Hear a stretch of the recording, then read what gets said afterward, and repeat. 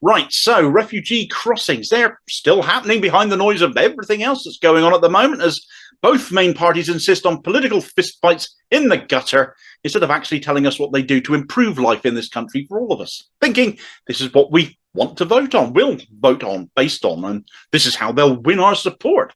A bigger turnoff to ordinary voters I cannot fathom, quite honestly, but if anyone is going to try, you can bet it will be the Tories, who will punch lower than everyone else. So Labour's trying their best to keep up with them. We know what the Tories think of refugees. We know their callous disregard, and we also know their failings on the matter too. But actually, if you think about the refugee crisis a little bit more, it exposes all manner of failings in government. It really is just a tip of the iceberg here.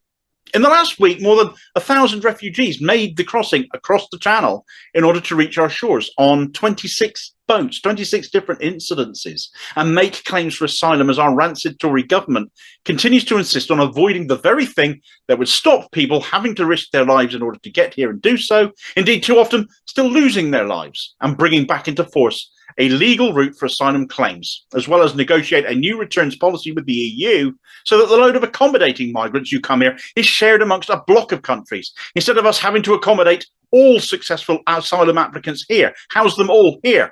One of those Brexit consequences, you see, when, as many correctly point out, we have a housing crisis here right now, and finding accommodation for all the refugees that land here, all of them, of course, only adds to that. It is their right under international law to come here, the laws that we're signatories of, and seek asylum if they wish to do so here. And clearly they do, to the point they're still prepared to risk their lives in order to do so. Their reasoning for doing so is their own. It is for them to make their case for. It's an irrelevance as far as we're concerned, because it is their right in their case to prove in their applications, and for us to question that without knowing their cases, knowing what they've been through, where they've come from, the details of it, is just dismissive racism, quite honestly. But the housing part of this equation is a legitimate one. Government failings have led to a backlog of processing applications. So people have ended up being housed in hotels, which got the knuckle draggers of society all het up. Their tax dollars being spent on housing people in hotels. They don't like that. And the fascist types, such as Patriotic Alternative, are attacking said hotels. Of course, it's not just your let's think of an adequate stereotype here. Your overly tattooed, balding bloater of a patriot with Union flags sticking out of their every orifice. How's that for a vision? That are putting the boot into these people. Either the views are getting mainstreamed in the media as well. GB News, apparently not a news outlet, according to the government's failing watchdog Ofcom yet, but you'll find it in the news listings on the telly despite that. They're repeatedly bashing the small boat arrivals, of course, claiming the majority arriving are young men from Eastern Europe. However, those that are arriving from such places, they won't necessarily be making a successful asylum claim, will they? And we are talking about those who are making successful asylum claims here. Darren Grimes, for example, recently drew the comparison to the 2017 Manchester Arena bomber and those arriving on our shores in the small boat. Criminals, he said. The bomber, Salman Abedi, was born here. He was British, but don't let facts get in the way, eh, crafty?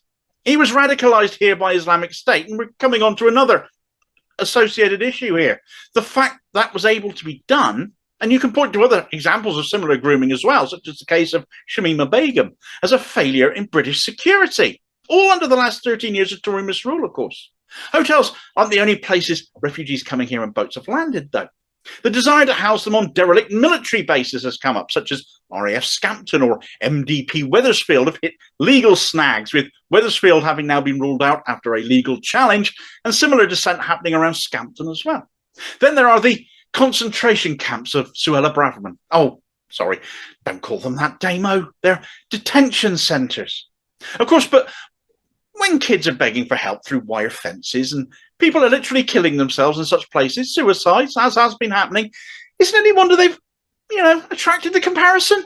Let's not forget the fact that escape from such places is also not uncommon, attracting accusations of criminals potentially escaping into our society before their asylum claims have been correctly processed. Not to mention all the children that have gone missing on the Tories' watch, to, I dread to think, what fate.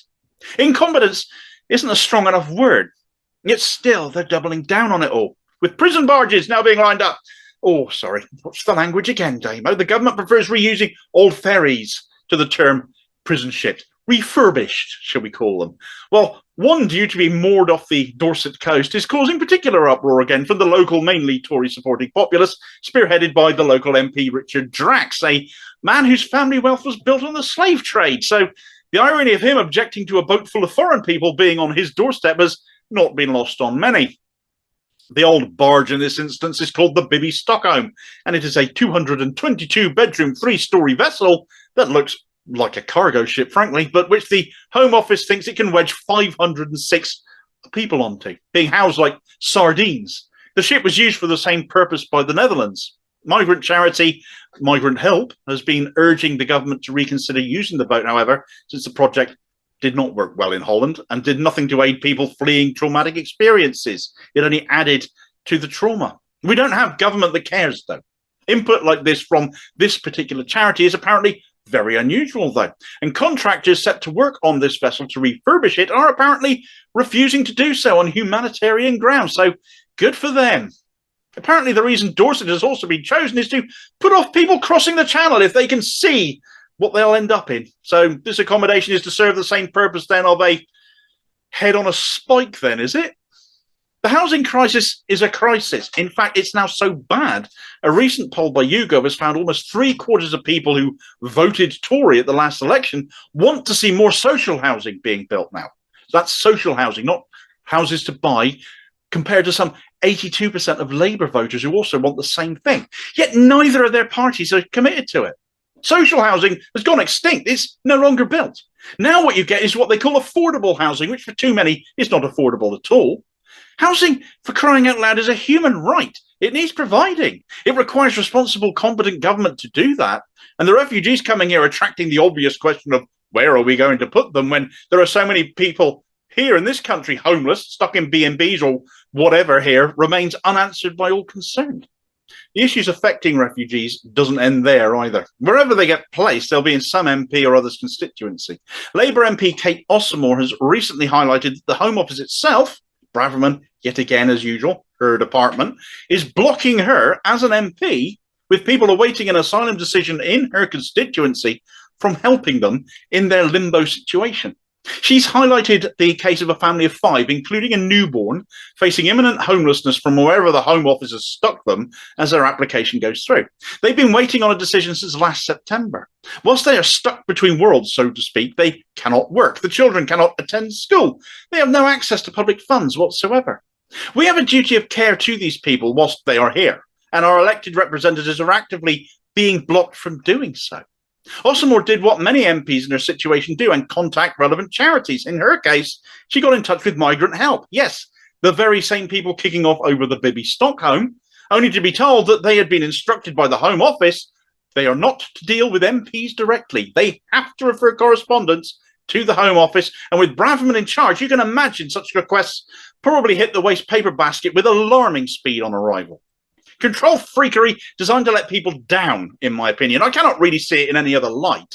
Why stop MPs from helping specific members of the public who live in their patch, who are their constituents, for whatever time span that might be?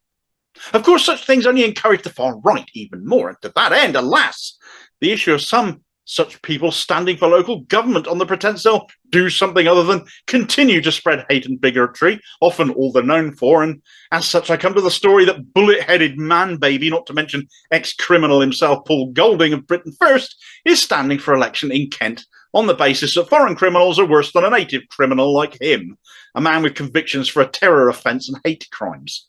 He and another of his ilk are standing in the southeast under the banner Britain First, housing for locals, now exploiting the housing crisis in light of refugee arrivals that I've already gone over. But of course, where government failure is clear, those such as Golding will smell out an opportunity to twist the issue to their own ends and make it not so much about people coming over here stealing our jobs, but more people coming over here and taking our insufficient housing.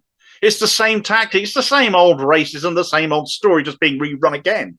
The walking brain fart is also apparently standing on a platform of being pro-gollywog, a Twitter hill he seems determined to die on, demonstrating again the underlying agenda he's always been for.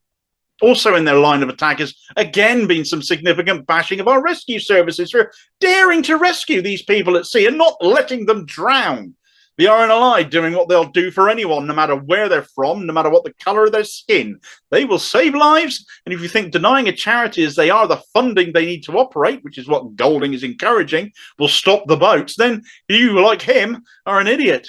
Without the RNLI, you'll have no lifeguard cover on most beaches during the summer months. So think about how much you hate migrants and like your beach days in the summer before doing something daft like withdrawing your funding from a rescue service. Last time the likes of Golding and co attacked the RNLI, donations to the charity increased. Let's see that happen again instead. This is an issue that could be genuinely be helped considerably if we just take the obvious actions. But we have an ideology-driven Tory government more interested in dealing with anyone instead of the EU. Yet they are on our doorstep and we don't need to rejoin the EU to have a returns policy with them. They will not consider it. They don't actually want any refugees here at all. Hence the deportation plan still going ahead, which I haven't even touched on in this video. We all know them. I've covered them elsewhere in other videos, and frankly, there was more than enough other issues being highlighted by this refugee crisis here and now, which aren't being talked about enough, which aren't being put in the same light as the refugee crisis, and which actually isn't any of their fault, but does serve to highlight just how this Tory government not only fails them, but has been failing all of us for years now. This is just their scapegoat. Stop falling for their lies. Stop falling for the lies of other politicians and other parties aping the same narrative in search of votes. And don't, for heaven's sake, take lessons from racist criminals from fascist parties who are more of a danger to society than the vast majority of people coming here on small boats and risking their own lives to do so, as such is their desperation. Thanks for watching. If you appreciated this video, please do hit like and subscribe. Leave a comment and hit the notification bell too so you don't miss the next one. Also, look out for me on social media and other interesting stuff by clicking on the Linktree link in the comments below. And I will see you next time. Cheers, folks.